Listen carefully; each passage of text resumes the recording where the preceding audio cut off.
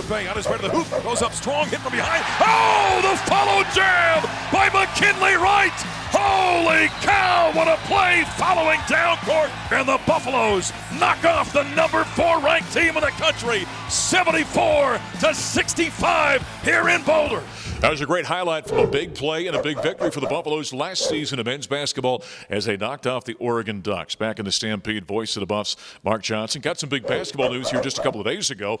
Early second round, Tyler Bay, the 6'8" forward for the Buffaloes, drafted by the Philadelphia 76ers.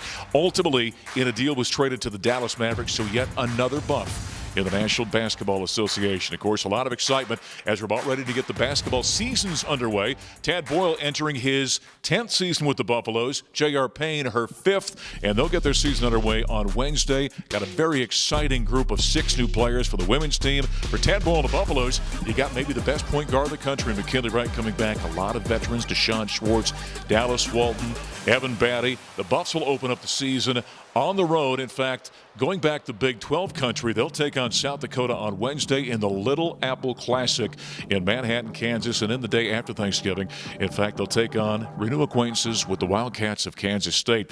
Just a few days ago, we had a chance to sit down at a Buff Bells event with both Tad Boyle and J.R. Payne and talk about the upcoming season.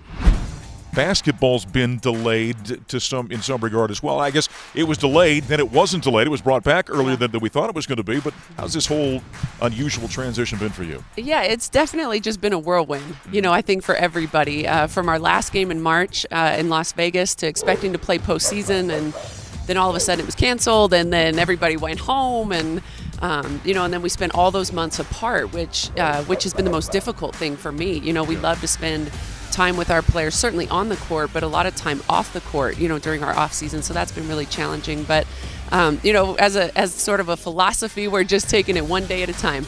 I sort of just always use the phrase, just roll with the punches. Yeah. And if we can do that and just stay positive, I'm very hopeful that we're going to have a great season. We have to be game ready. We have to be in shape. But we also are a little bit undertrained because we didn't have an entire off season. So trying to make sure we plow ahead as quickly as we can safely. We've seen some injuries in the NFL and some injuries in other sports that have jumped back, and we're trying to be as cognizant of that as we can.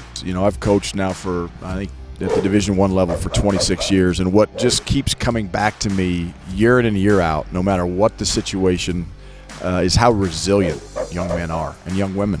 They're just, young people are very resilient, and I couldn't be more proud of a group of young men that I've ever coached than I am of these guys in terms of how they've handled all of the ups and downs and the unknowns and the uncertainties and the disappointments that they've had to experience since March 11th to now. And I'm just so hopeful that we can have a season and have a successful season, because nobody deserves it more than our players.